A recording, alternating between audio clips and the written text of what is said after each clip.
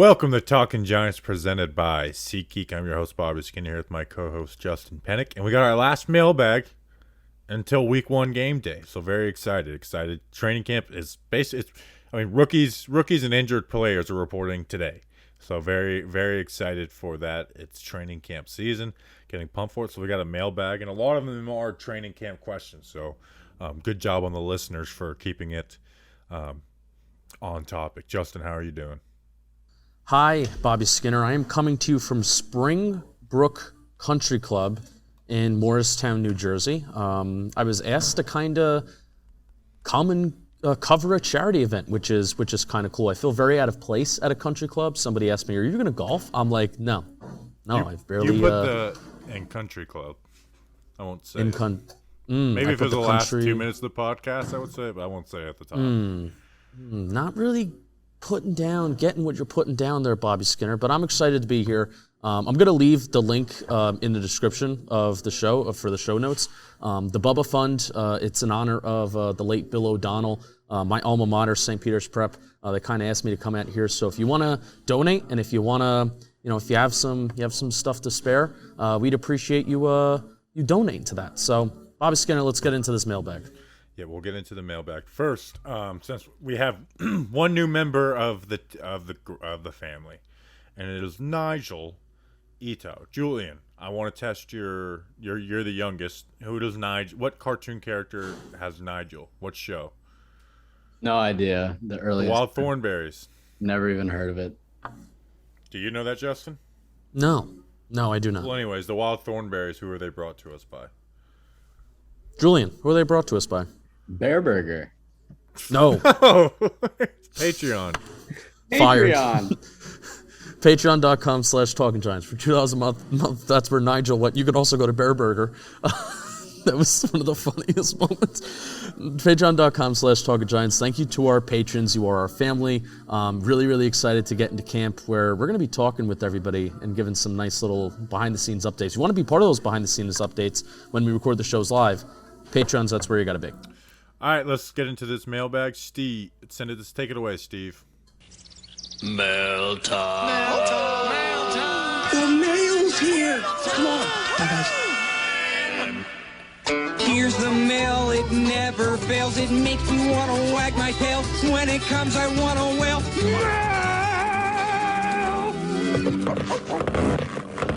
Thanks, Steve from Blue's Clues. Justin, let's get into the mail. All right, we're going to have 2 questions. We're going to fire them off right from the rip. TJ Troutman at TJ_Trout05. Which player are you most excited to watch at camp? And then Joshua at NY Team Fan with 2 N's. Who do you all have winning the battles between Evan Neal and Azeez Ojulari, and then Andrew Thomas and Kayvon Thibodeau during training camp? My answer for player I'm most looking forward to seeing at camp is 2, but it's the same. Kadarius Toney and Wan'Dale Robinson, because this offense is totally new. We're not, Dane Belton's like, yeah, I'm interested to see how they use the 3 safety looks, but really it's like, how do they use Wan'Dale Robinson and Kadarius Toney? Like we know how Kenny Golladay should be used. We know how Sterling Shepard should be used. We know how Darius Slayton should be used. Kadarius Toney and Wan'Dale Robinson, you can do a lot of different things with them. And I'm not just talking about motion. I'm talking about what type of routes they are. Is Toney going on deep concepts a lot, or is he really focused on the shorter, quick hitting stuff? Where are those guys using? If they're running a 3-level concept, is Toney the middle guy? Is he the shallow guy? Like, how are they using those 2? So those 2 guys who are 2 very unique players at a very important position, those guys are going to help the offense go. Like, I think the offense goes as Kadarius Toney and or Wan'Dale Robinson will go this year. Like, how much production can you get out of those 2 cats? So Kadarius Toney and Wan'Dale Robinson are the 2 and 1 that I'm looking forward to seeing the most in camp this year. And I want to see Kadarius Toney in camp, by the way, like practicing in camp. That's number 1. Get there and do not wear a red jersey. For me, this kind of just hit me as an aha moment. I'm most excited for Daniel Bellinger. I really am. Now, I don't mean to say that where I have all the world's expectations for Daniel Bellinger in terms of what he's going to do on the football field this year in terms of catches, yards, touchdowns, etc. But how many? Like what should we expect from Daniel Bellinger this year? How many catches, yards, touchdowns is he going to have this year? Is he just going to be like this, middle of the road tight end, or is he going to be some kind of, focal point of the offense where we could say, oh, well, he's actually somewhat of a productive member. So I'm really, really excited to see what Daniel Bellinger is going to do, because we know that Daniel Jones, he does like to use his tight ends. He does like to rely on his tight ends when they are reliable themselves. Yeah, I think Bellinger is the odds-on favorite to be like the talk of the New York Giants fan base once training camp and preseason games are over, because Bellinger's going to get a lot of looks, first and second team.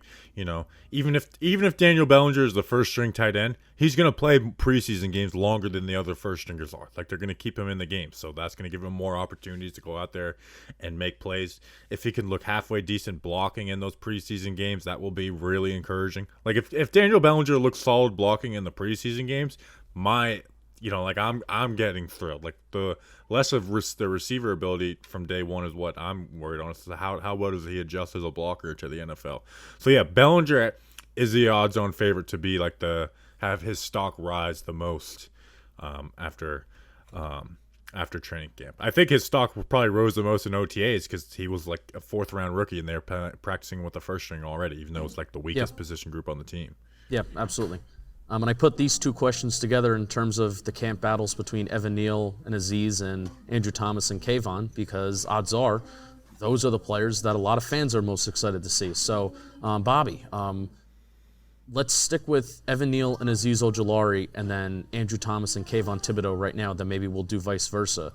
How do you think how those guys are going to match up against each other? Like, maybe what are some of their strengths? Like, how can Azeez get the best of, Evan Neal, et cetera, et cetera?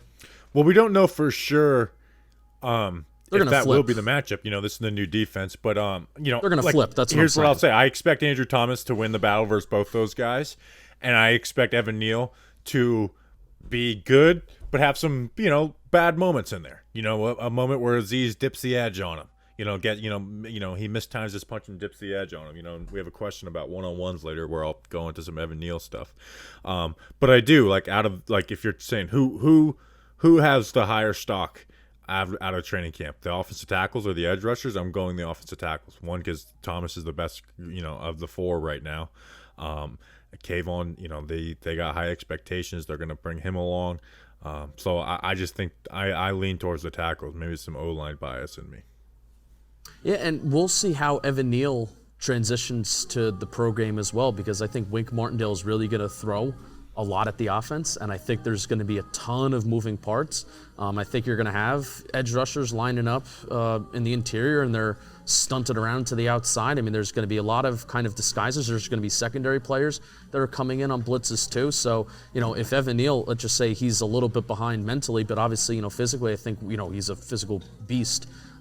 If he's behind in that element, then that could impact how he actually performs on the field. So I'm excited to see how Evan Neal not just necessarily matches up with Kayvon and Azeez when they're one-on-one, but also how does Evan Neal adjust to everything that Wink Martindale is throwing the offense as well. So I'm excited for that. Yeah. Honestly, I would be more excited if the edge guys do win that, though. Like, if Kayvon's coming out and winning battles versus Andrew Thomas, a guy we know is good, that's awesome. Yeah, because we have more expectations for the tackles versus the edge rushers. Yeah. Yeah, and I think that's like that would be more exciting. Like, Evan Neal is a different prospect than Andrew Thomas. I don't expect Evan Neal to have a really bad first half and then grow. I think Evan Neal will have some bad moments, but I think Evan Neal's going to be solid from the get-go. I really do, at least as a pass blocker. So if Azeez is the guy this year where he can either play his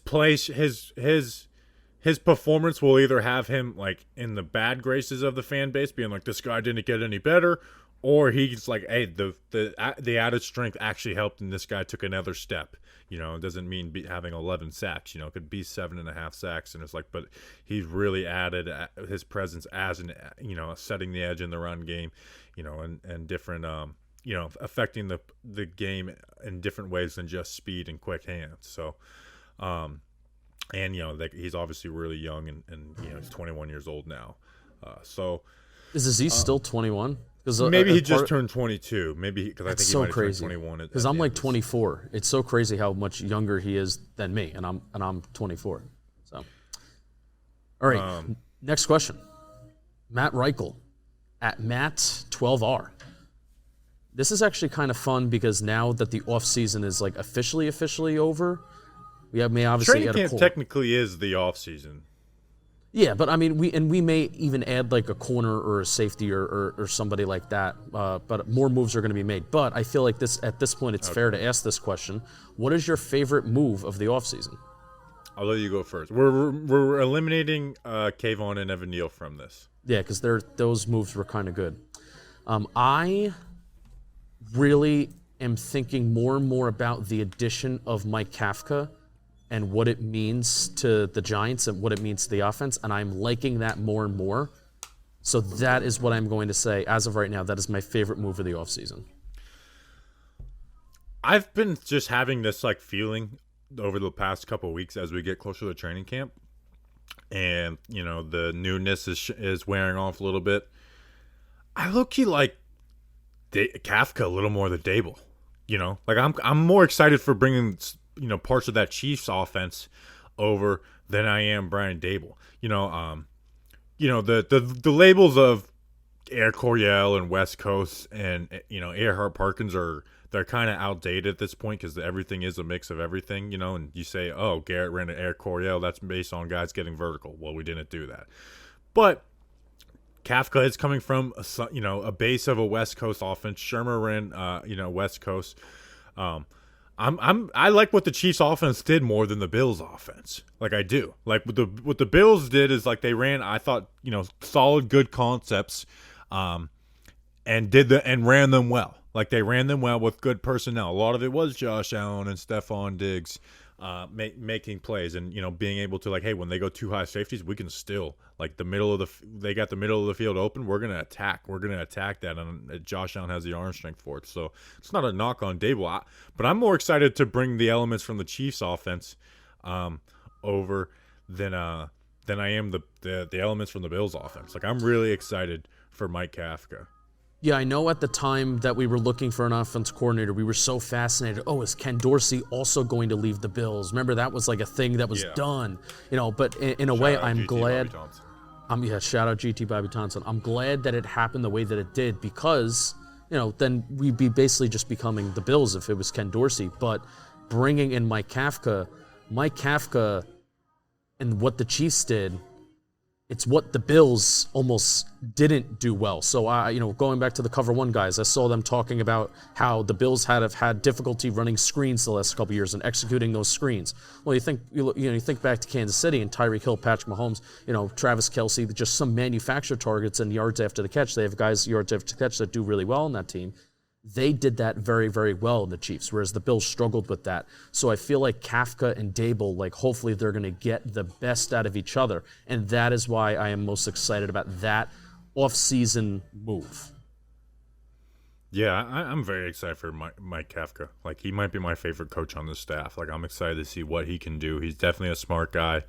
And, reading the stuff, learning about him, he was the type that was like, hey, let's try this out in practice. And if we can't, protect it up and get this done, then we'll scrap it. But let's try this out this week in the game plan. So I love that from offensive coordinators. I think he's a guy who's constantly studying the league. That's something I loved about Patrick Graham and hate about Jason Garrett. It's like Patrick Graham studied the league and changed things. Jason Garrett just ran his stupid crap all the time. Didn't change anything to it. So yeah, I'm really excited. I hope Mike Kafka is in the booth calling plays this year. In fact, I'm at the point now where I'll be a little disappointed if he's not. And everything points to the fact that Mike Kafka is probably going to call plays. He's called plays through all OTAs and stuff, so I don't think they're going to strip that now. Mine, I will do a transactional move. I will be trading back pick 36 to gain 3 for 3 picks. They traded to pick 38 and then got pick 146, and then they traded back to pick 43 and then picked up pick 116. So you traded pick 36 for Wan'Dale Robinson, who, obviously they were targeting. So I'm sure was on the board at pick 36 for them. I don't know if, the guy they had at top of their board at 36 went off the board in those 7 picks possibly, but was definitely on, at least their top 5 board for pick 36.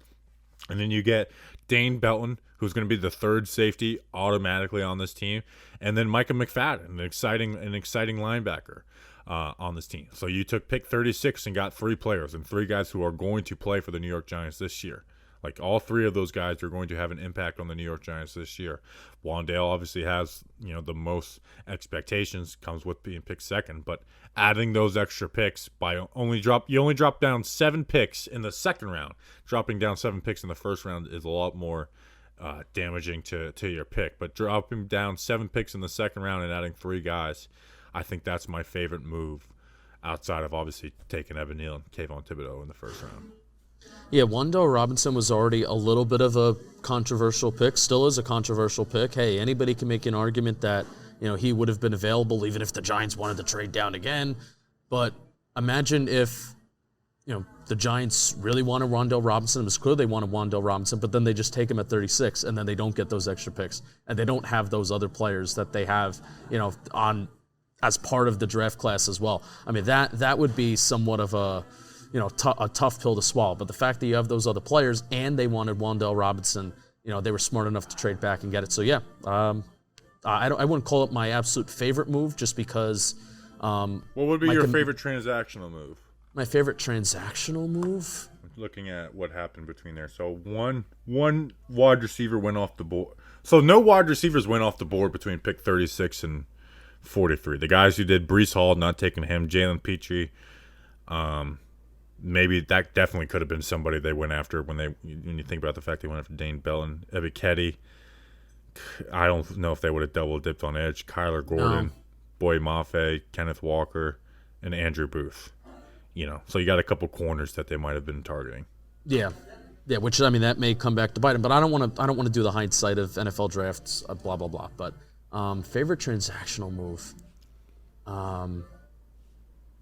Besides, and again, we're talking about besides Thibodeau and Neal. I mean, so much of it is I hate to say this, so much of it is wait and see because that's what the draft was. So young, you're investing in traits.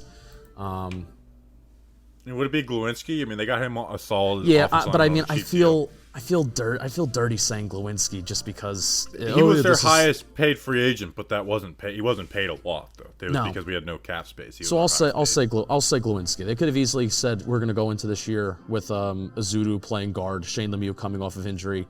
But then no, they went out and they got Glowinski, shored that up for 2 years. So I will say that, but that's not exactly a ringing endorsement. I'm much more excited about the potential of the coaching on this team this year and how that can elevate the talent versus the talent that they added. And that's why I said Kafka. Right on. All right. Why don't you read about Roman? Oh, yeah. Loudly. Nope, not loudly. The listeners have to hear. They have to hear this. Not loudly. I'm at a charity event. Like I said, I'm covering it. And if you're at a charity event, there's a lot of people that could probably use Roman there. They're old people. Wow. Yeah, country club too. So yeah, definitely country club. Their wives aren't getting it up for them anymore. So let's talk about Roman. If you come into the snobby country club, people, come on, they definitely need style. Roman. You need to read it louder. You need the people there to hear it. Nope, I don't. More so than the listeners. If you want, you're coming to a country club, right? Which I don't have style. I don't have any style, anything at all. And now there's music playing in the background, so you can be able to hear that too. You hear that in the background? I can hear the background. I can't hear you. You can't hear me. All right, so here's the thing. You got to go get Roman. Roman swipes are clinically proven to help you last longer in bed. You hear everybody at the country club? There's no prescriptions needed. PE treatments, they're safe, effective, and used by millions of men. Free 2-day shipping, everybody. Free 2-day shipping. Discreet packaging as well. That's what Roman comes in. So I want you to get Roman by going to GetRoman.com/world today. If approved, you'll get $10 off your first order. That's GetRoman.com/world. Everybody at this country club needs Roman. There's nothing wrong with that, though. Nothing wrong with it. Are you finished with the ad? Oh, I'm finished. Yes. That was quick. That was tough. You know what's not quick? When you use Roman swipes on your wiener. Ooh, zing. All right, next question. Next question is coming from... Jesse Semino. Your best bet for which UDFA has the best chance to make the final roster and why? So the correct answer kind of is a cop-out, but it's Jeremiah Hall. because he's going to be the H-back, fullback / tight end for the Giants out of Oklahoma. But I'm going to say Yusuf Corker. I mean, he's the highest paid of the group. The safety position, like, automatically, like, he's in the battle for the 4 safety spot. Like, McKinney, Love, and Belton are locks to make the roster, so there's 3. So then for the 4th spot, you have Henry Black and Jaron Williams, who are the vets on the team. You know, Jaron Williams has never played safety before. And then it's UDFAs. So I'm going to go Yusuf Corker out of Kentucky. And he's fun to watch. I think he's definitely got some stuff to improve from his game. You know, like tackling, tackling in general, whether it's wrapping up or angles. But he's a hard hitter. He's a good athlete. He's big. I could see Yusuf Corker getting reps this year, not just making the team. But again, he was someone that a lot of people expected to be drafted, including myself. Yeah, Yusuf Corker was like the clear-cut UDFA that I think is going to make the team. I forgot about Jeremiah Hall. It's easy to forget about Jeremiah Hall because he's the only fullback that's listed on the roster, and how often are they going to run with fullbacks, et cetera, What is et cetera. that noise? It's music. It's music. There's music now. So we have a nice little beat to the mailbag now. So Yusuf Corker's that clear-cut for me. I really wanted to say, who is the safety from Trenton Thompson? Trenton San Diego Thompson, State? yeah. I really wanted to say him, but apparently there was not good reports of him coming out of the spring, so tough. Thompson might be more of a do-it-all type guy than Yusuf Corker, so that might give. So that's actually another camp battle that we're not putting on the Camp Battles podcast that I'm looking forward to is like who edges each other out, Yusuf Corker or Trenton Thompson. Which one of those UDFAs is getting more playing time? It's going to be one of those things of I think whoever can contribute more on special teams. So it's going to be like the gunner battle. Special teams, but who's going to contribute more? I mean, that's what I think it's going to come down to, because they're both known for it. So who's going to do it more? Who's going to do it better? Who does safety better? Because they could both do special teams. That's what if I was a coach, I would look at. I agree. Is there any other UDFAs that we're not giving enough love? Chris Hinton, but I don't think the Giants are going to carry a ton of interior defensive linemen on the roster. But they don't have to carry a ton to keep Chris Hinton. They could keep 5 and keep Chris Hinton. I mean, right now I don't think they're going to keep 5 because I think there's going to be an overabundance of keeping edge rushers over interior defensive linemen. Because I think they're going to run a lot of more linebacker sets than interior defensive lineman sets. But I don't know how many teams don't carry 5. I'd be interested to see that. So I mean, you got Leo and Dex, Justin Ellis, DJ Davidson. Those are the guys that'll probably make the roster, and then there's one more. So I think Hinton Hinton will make the roster. I chose 4 on my 53-man roster prediction. I only had 4, and I did not carry one of either DJ Davidson or Chris Hinton. Yeah. All right. I like Hinton more than DJ Davidson. So. Yeah. DJ Davidson fills a nose tackle role that Hinton does, but I like if I was just watching film, like who's a better player, Chris Hinton. Yeah. All right, next question. Bull Bittler, who will be our second best offensive lineman this year? I think this is a good question. I think it's Evan Neal. Like I don't think that one was a quick one for me. Like I really do think it's gonna be Evan Neal. I mean, he's the 7th overall pick. He's playing right tackle. I think he's not forcing the left tackle right away, protecting the blind side. So even when there is some bad reps from Evan Neal, they might has a better chance of getting away with him than playing left tackle. So yeah, I'm gonna go Evan Neal. I'm not gonna pit whoever's at left guard. Definitely not gonna pit John Feliciano. So it's Glowinski and Evan Neal. Yeah, it's between Glowinski and Evan Neal, and I think Evan Neal has Evan Neal's supposed to be great. So I think by the end of the year, at least by the end of the year, Evan Neal will be clearly the second best offensive lineman on the team. Yeah, I think weeks 1 through 8, not to say that, like you said, I don't expect a Andrew Thomas type of start to the season for Evan Neal, but I do think weeks 1 through 8 versus, 9 through, 18 now, I do expect the answer to be different, where it's Glowinski, maybe the first half, Evan Neal in the second half. Because there's really the only reason why Evan Neal, I think, would get off to somewhat of a poorer start is maybe if he's not trusting the mental side of the game, if the speed of the game is different. I don't think it's going to be something physical, especially playing at the right tackle spot where you're not asked to do as much versus the left tackle. So That's really the only reason why Evan Neal wouldn't be the second best offensive lineman, in my opinion. I'm going to give the rest of my answer on the next question. Okay. Wes Locke, Wesley Westergals. He asks, what will Bobby be watching during offensive line drills / live periods, which give a better idea of how players are developing / being taught? So I don't know about the second part, just like when I'm watching, like with Evan Neal, like I'm watching his feet. How quick are his feet? How quick is his feet be able to move? When a guy works outside in on him, how quick is he able to get to, shut that down and get to his post foot? If there's a guy who is working the corner, like how are his feet there? Is it going to be, over punching? What those type of things, and then with that, like the timing of his punch, like it will be able to get the timing right on that. Will Aziz be able to, give him a ghost and dip that corner? He's maybe a little overextended on his punch. So Evan Neal is definitely the guy I'm watching the most because the most there. And then Shane Lemieux, how well does Shane Lemieux hold up? Moving laterally, and one-on-one drills and then team passing drills. Like when he's working against Leonard Williams, how well is he holding up in that? I'm not looking for dominance out of them, but if it's like, hey, this is a problem with him, then it's like you might have to go to Josh Azuda quicker than you'd possibly want to. So it's like, how well is Shane Lemieux, moving laterally in those pass protection drills? This is not a mailbag question, and it's something that we're talking about more and more about Shane Lemieux possibly going to center, not this year but next year. I'm kind of mad that we had the idea after the draft and after spring and basically after the offseason is mostly over. I'm upset that we had the idea now, because if we had the idea earlier, we could have called for Shane Lemieux snapping the ball, but also at the same time, it's not our job to think of that. So I'm now kind of upset that they haven't cross-trained Shane Lemieux also to snap the ball, and then also he can compete at center this year, if need be. Yeah, the issue with that is, though, it's like he's slated to be the starting left guard, and you have to find who the backup center is going to be. And those are both guys who are moving from the guard spot, and Max Garcia and Ben Bredesen. So I don't mind them just being like, hey, play guard.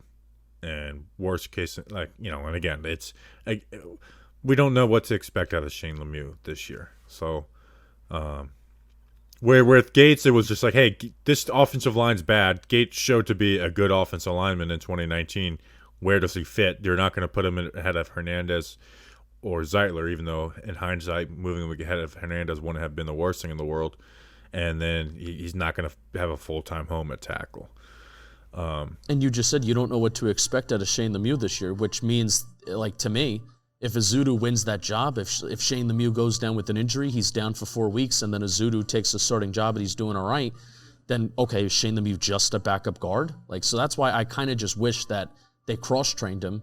I know that's a lot. You're rehabbing, plus you're trying to get back your strength, and you're trying to learn a new position and snapping the ball and all that kind of stuff. But I think it would have been worth it for the long-term, development of maybe him, and then also just depth of this team-wise. So, right. That's kind of why I wish Mark Lewinsky was on essentially a 1-year deal more so than it's technically a 3-year deal, but I wish it would have been It's a 2-year deal. But also, I'm not going to complain about the Giants taking the offensive line more serious and not putting not using hope as a strategy, and that kind of would have been. Yeah. So, I'm not critical of that, but in a perfect world, sometimes I wish that. But we don't live in a perfect world. We live in a New York Giants world. Put that on a shirt. Next question. Monte Cristo, commander of the David Sills Army. Prediction on 2 players who start a fight this training camp. David Sills. 1.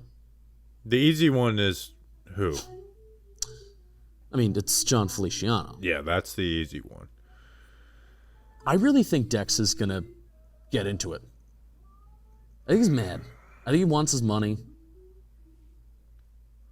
Well, I mean, he already got his money. He got his 5th-year option. Yeah, technically he has it. It's not a contract year for him anymore. But he wants his extension. He wants to prove it.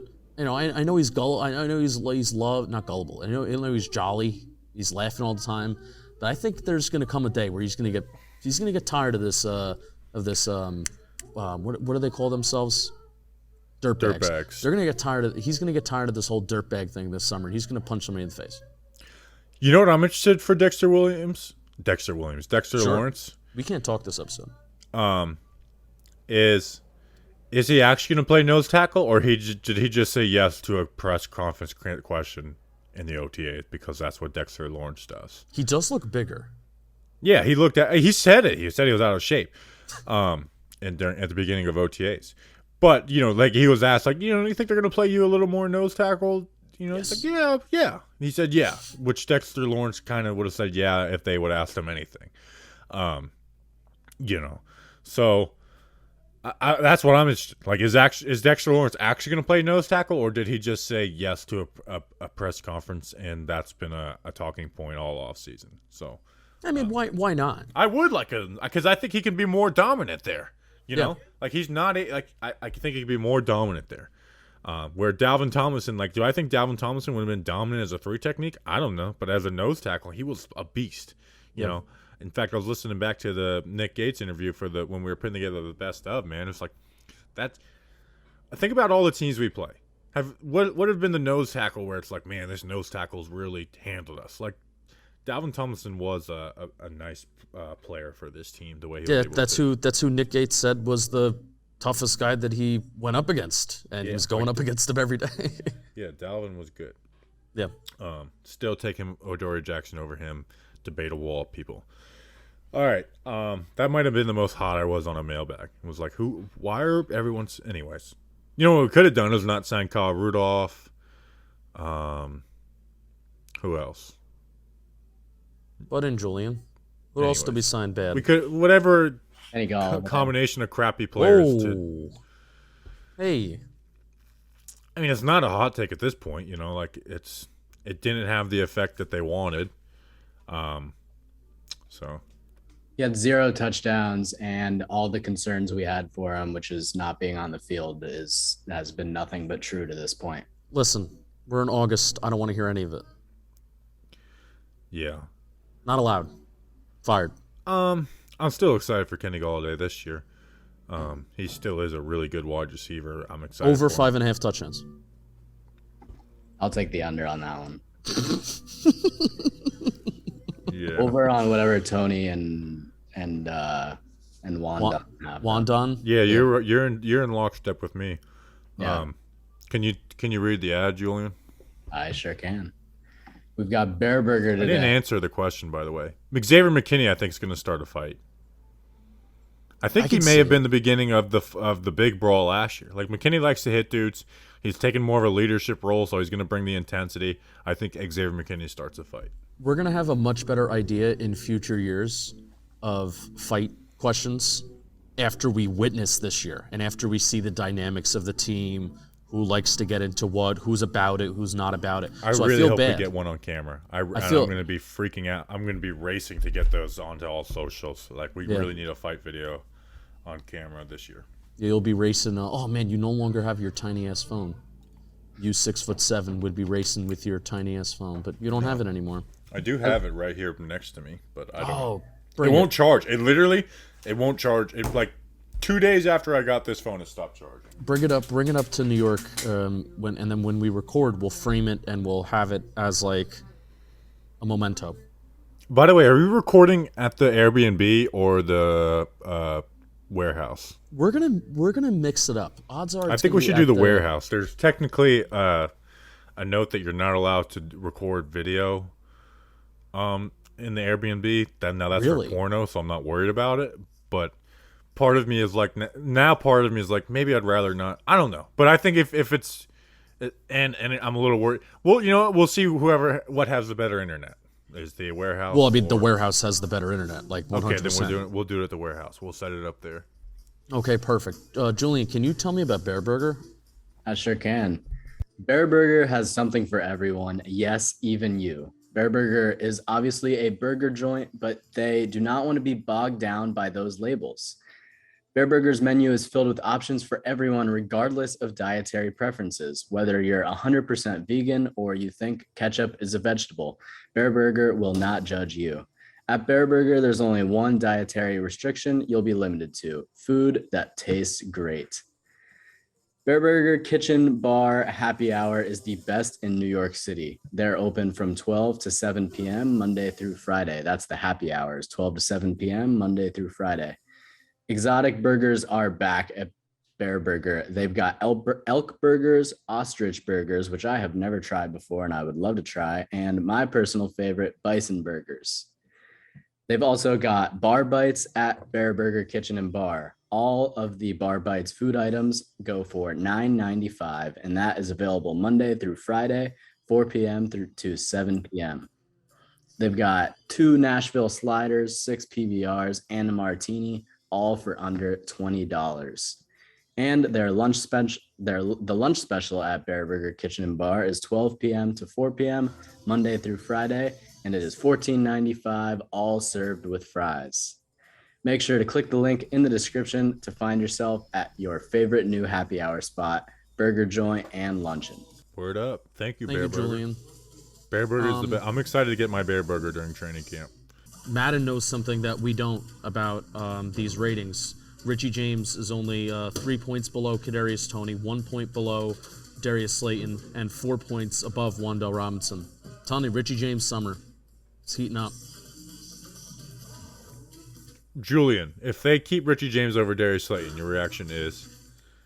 I don't care. I was at the Washington game where Darius Slayton dropped that pass, and it tore every single part of my body out of me. So if he's cut, like I'd be happy probably.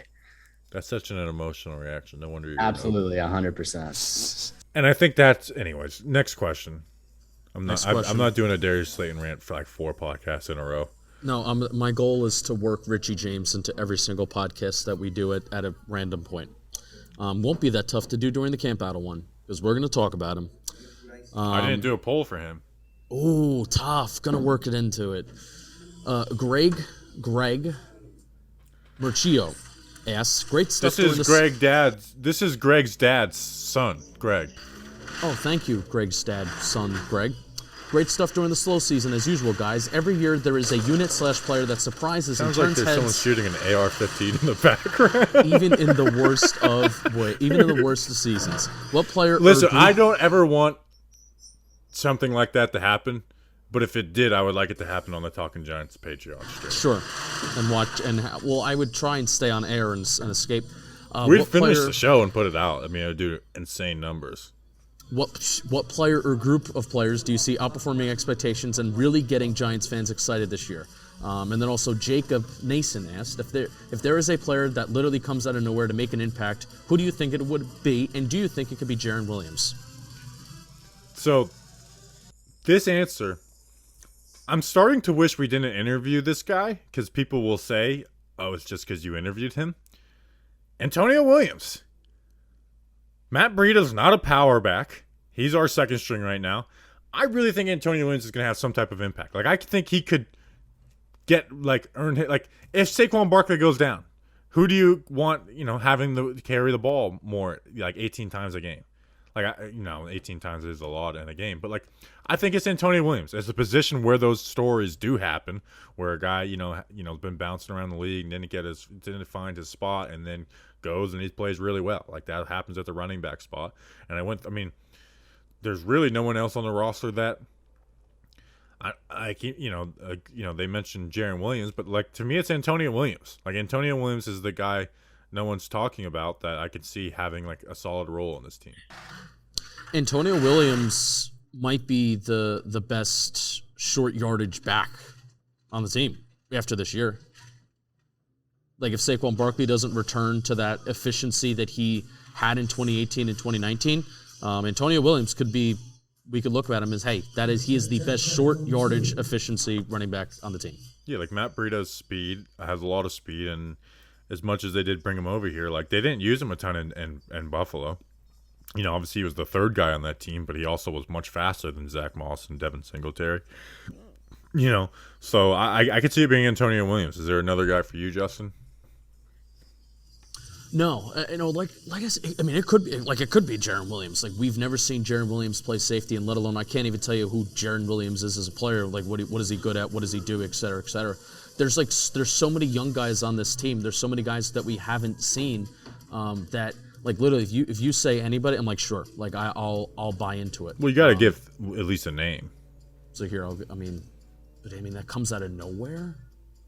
I mean, I could see Micah McFadden getting sacks this year. Like, I think the interior linebacker room, Bobby, we talked about this on our over-unders episode where we were like, you thought I overestimated the amount of sacks that are going to come from the interior linebacker room.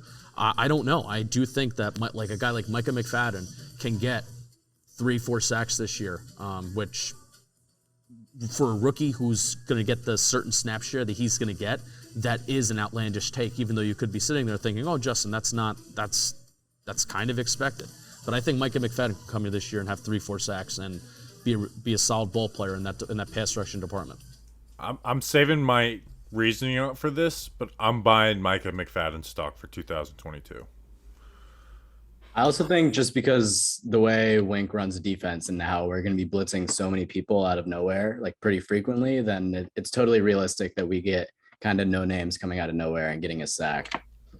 I'm excited for the inside linebacker 2 spot now that Blake Martinez is back. If Blake Martinez goes down again, then it's like, oh god, here we go at linebacker again. But there's a lot I think we're going to play more gap, like gap discipline football, where Patrick Graham converted to more too high looks the past year, which, forced guys to not just play their gap. So yeah, inside linebacker 2 is a battle that I'm actually pretty excited for.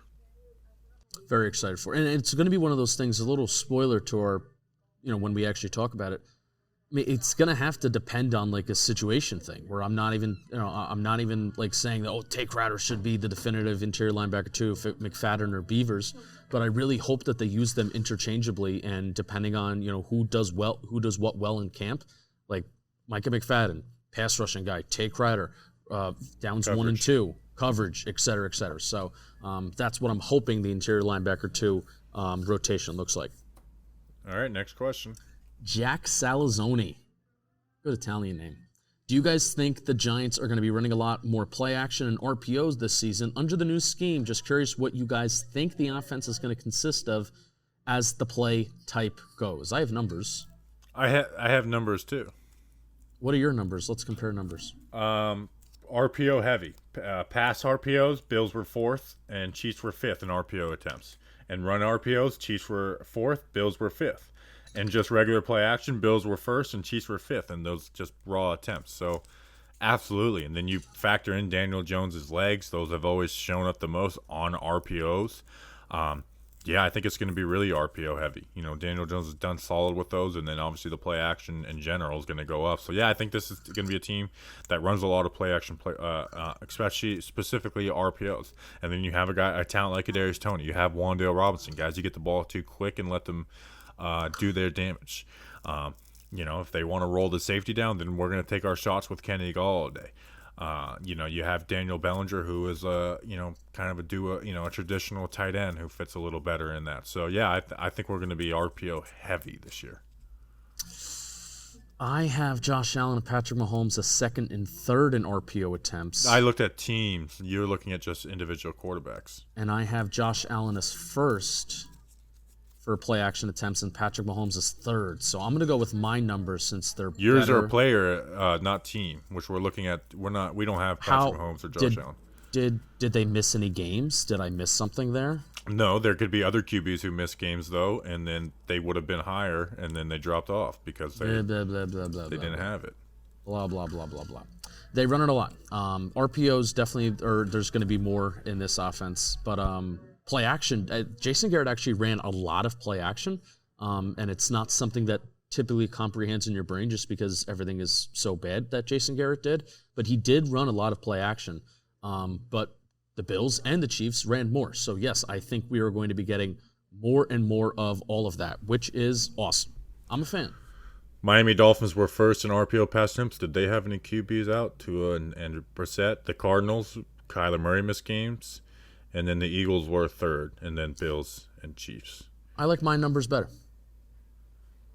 I mean, your numbers are correct, but mine are more correct and more relevant because they're talking about just overall team, not individual. If it's my narrative, if it's my narrative better because they're top 5 in all 3. Because the numbers were higher for mine. They're top 5 in all 3. All right. DraftKings. How about freaking DraftKings? You Ooh, guys I love forgot about DraftKings. DraftKings. Well, now it's time to remember. Turn big league action into big winnings with DraftKings Sportsbook, an official sports betting partner of Major League Baseball. Right now, new customers can bet just $5 in any game and get $100 in free bets instantly. Are our guys going to the Home Run Derby contest tonight? They should. They 100% should be going. Well, you won't be able to bet on the Home Run Derby, but you can bet on the All-Star Game when you're listening to this. Plus, all customers can combine multiple bets for a shot at even bigger payout with DraftKings same-game parlays. At DraftKings Sportsbook, you'll be able to bet on your favorite batter to hit a double in his next appearance, your favorite pitcher next pitch to be a strike, and so much freaking more. So much freaking more. Justin. Yes. Yankees trade for Soto. Do you let Judge walk to keep Soto? Like either or, No. you taking Soto or Judge? No, you keep both. What if you can't keep both? Who are you keeping, Judge or Soto? Well, I mean, then I would feel uncomfortable trading for Soto because Judge is 30, Soto's 24. I haven't thought that much about it. My Yankee fandom brain right now is just saying get both and think about the repercussions later. Like win a World Series this year. Like I mean, Supposedly the Yankees do have some good prospects, though. I would hate to trade them away. But I mean, also the thing is with Juan Soto is like there is not a package that makes sense for Juan Soto because he has so many years of control left already, and also he's one of the best players in baseball. So what if you trade 4 or 5 prospects? What if one of them pans out and he's not Juan Soto? Then you lose the trade. So that's like there is no package that compensates fairly for losing Juan Soto if you're the Nationals. Yeah, or they'll just lose him in general. Right. To make things even sweeter, DraftKings is stepping up to the plate with DraftKings stepped up same game parlays. Okay, I guess I did read that right. The more legs you add, the bigger boosts your winnings receive. Download the DraftKings Sportsbook app now. Use promo code JOHNBOY. New customers can make any $5 bet and get $100 in free bets instantly. That's promo code JOHNBOY only at DraftKings Sportsbook, an official sports betting partner of Major League Baseball. Minimum age and eligibility restrictions apply. See show notes for details and will be trademarked used with permission. All right, next question. Next question, and it is our final question from Doug E. Fresh, our friend Doug E. Fresh 86. Doug. I have to say Doe. Doug. I have to say Doe every time now. What are some things you're looking to do or improve upon this upcoming season to make the podcast even more awesome? So last year we made a big change. We got rid of voicemails, and I thought that actually did improve the podcast a lot on Wednesdays. Wednesdays became my favorite shows, and I also think they were our best shows analysis-wise because it's not just reaction stuff, but we've had our time to you do the O-line review, I do my stats report, stuff like that, and then we come together and we talk about everything. To be honest, there's no like big structural changes. It's just the amount of new stuff I learned about football this offseason. Like it's taking the offseason to learn more about the game. That makes everything better. Like I've been spending like a lot of stuff I focused on this offseason was like, the big nickel packages and running out of 11 and, the importance of tight ends, and why, unless the guy's a huge advantage, a non-blocking tight end's not a great piece to add. Shout out Evan Ingram. Glad he's gone. So it's that type of stuff. But honestly, the main thing that would do it would be the Giants not being horrible. Yes, that would being make like the show liking Brian Dable, Jones doing good. Like it's because just structural stuff to the podcast. There's at this point 4 years in, there's not much you're going to change on the end season stuff. Yeah, no, but this gives me an opportunity to get a little bit of excited about what we're going to do with our football channel.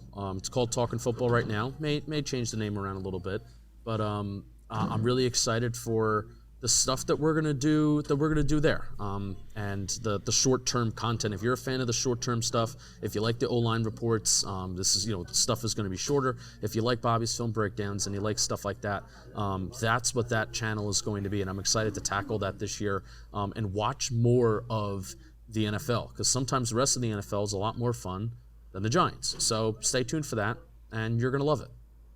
All right, that's an episode. We'll see you guys on Friday. I'm sure we'll have some stuff out from the PUP list, rookies and stuff reporting. So sure we'll have some information to talk about at that point. And then it's freaking training camp, boys and girls. So next week starts PPP. So, next week starts podcast every single weekday for the next 6 weeks. So we appreciate you guys. We'll see you on Friday. Until then, let's go Big Blue.